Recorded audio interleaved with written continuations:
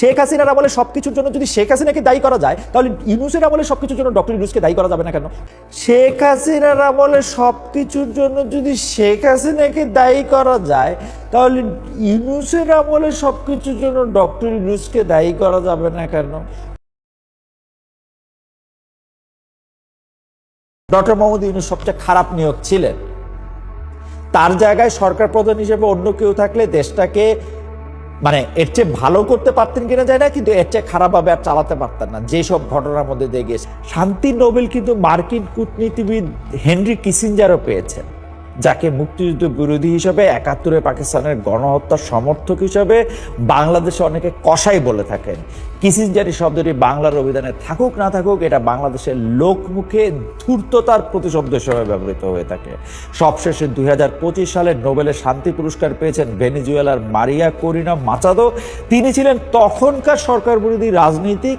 Machado ছিলেন সরকার বিরোধী রাজনীতিবিদ এবং অবভিয়াসলি আমেরিকার ঘনিষ্ঠদের একজন। তিনি আবার নিজের সেই পুরস্কার মার্কিন প্রেসিডেন্ট ডোনাল্ড ট্রাম্পকে উপহার দিয়ে এসেছেন। আমি প্রকাশ্যে বলেছি, এটা যখন বলেছি নিউ ইয়র্কে, তখন ২০২৪-এর সেপ্টেম্বর, আমাকে একটা অনুষ্ঠানে প্রধান অতিথি বা প্রধান বক্তা, এখন ভুলে গেছি, কিছু একটা করা হলো, বলতে বলা হলো যে ডক্টর ইউনূস আগমন করবেন, যে জাতিসংঘের অধিবেশনে আসেন না ওই সেপ্টেম্বরে, তার কাছে বেশ কিছু দাবি দেওয়া নিয়ে। আমি তখন স্পষ্ট বলেছি ডক্টর ইউনূসকে নিয়ে এত উচ্চাসা করা ঠিক না। নোবেল পুরস্কার একটা পুরস্কার মাত্র, এবং এই পুরস্কারে অনেক ফাঁকফোকর রয়েছে। এই পুরস্কার হেনরি কিসিঞ্জারের মতো মার্কিন, যাদেরকে মার্কিন সাম্রাজ্যবাদ প্রতিষ্ঠাকারী এবং যার নাম পাকিস্তানি গণহত্যার সাথে অনেকে সমর্থক বলে মনে করেন, সেই কিসিঞ্জারও এটা পেয়েছেন। তো এটার ফাঁকফোকর আছে। আমি কিন্তু আমেরিকায় প্রবাসী ডক্টর ইউনূস ভক্তদের বড় একটি অংশ আমার কথা মানতে পারেননি। আমার সমালোচনায় মুখর শুধু হয়েছে তা না, আগে যেরকম বলেছে অন্তত 2টি পত্রিকা এটি রিপোর্ট করেছে, কটাক্ষ করেছে। এখন ডক্টর ইউনূসের 1.5 বছরের শাসনের মধ্যে আসেন, একটু আপনারা এটা মিলিয়ে, এটা আছে না, এটা মিলিয়ে দেখবেন যে এটার মধ্যে এটা কি আছে। শান্তি স্থাপনের যে বড় শর্ত, সে শান্তি শৃঙ্খলা জায়গায় ইউনূস প্রশাসন ছিল পুরাই ব্যর্থ। বাংলাদেশি ইতিহাসে এমন মব রাজত্ব কখনো কায়েম হয়নি।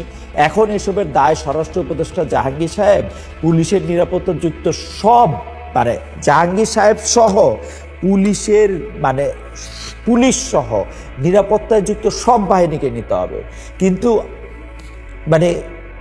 জাহাঙ্গীর সাহেবকে আর পুলিশের, যেহেতু সেই পুলিশ শেখ হাসিনার পুলিশ, তাদেরকে নিতে হবে। কিন্তু আমি এই যে পুরনো কথায় ফিরে আসি, শেখ হাসিনার আমলে সবকিছুর জন্য যদি শেখ হাসিনাকে দায়ী করা যায়, তাহলে ইউনূসের আমলে সবকিছুর জন্য ডক্টর ইউনূসকে দায়ী করা যাবে না কেন? এই যে দায়ী করা কেন যাবে না, এবং কনফ্লিক্ট অফ ইন্টারেস্টের নানা রকম প্রসঙ্গ তুলে ঢাকায় আমার সাথে একটি কথোপকথনে আমি ডক্টর মোহাম্মদ ইউনূসকে বিদায়ী অন্তর্বর্তী সরকারের সবচেয়ে খারাপ নিয়োগ আমি বলেছিলাম ডক্টর মোহাম্মদ ইউনূসকে। আপনারা এটা আপনারা অনেকে এই কথা আসলে পছন্দ করে না, কিন্তু I stand by, doctor Mohammad Yunus সবচেয়ে খারাপ নিয়োগ ছিলেন। তার জায়গায় সরকার প্রধান হিসেবে অন্য কেউ থাকলে দেশটাকে এর চেয়ে ভালো করতে পারতেন কিনা যায় না, কিন্তু এর চেয়ে খারাপভাবে আর চালাতে পারতেন না, যেসব ঘটনার মধ্যে দিয়ে গিয়েছে। আমি 2-1টা ঘটনা আপনাদের স্মরণ করাই দিই। ভাই, এই জায়গার মধ্যে যা ইচ্ছা তাই করা হয়েছে। ভাই, এটা একটা মাজার, কি এক লোক, সে কি না কি করছে, সে ভালো না, সেজন্য কবর থেকে বাইর করে তারা পুরাই দেওয়া হয়েছে। বিভিন্ন সংখ্যালঘুদের বিভিন্ন ভাই, আমি সংখ্যালঘু বলতে শুধু হিন্দু, বাংলা নাম সেটা হইলে হবে না ভাই। এ বাউল গান গায় কেন, এ ওরকম ফকির কেন, ও ওইটা কেন, ওর চুল বড় কেন, ভাই আমার তো এত ব্যাখ্যা করে বলার দরকার নাই। সবগুলি জিনিস কিন্তু এই সময়ের মধ্যে হয়েছে। আর উনি এটা বসে বসে এটা কি বলছেন, উনাকে তো আর আমরা পাই নাই, পাইছি শফিক ভাইরে। শফিক ভাই নাকি এখন দৈনিক ওয়াদা করবেন। আমি ওয়াদাটা দেখার জন্য একদম বসে আছি। শফিক ভাই, আপনি কি সাংবাদিকতা করেন?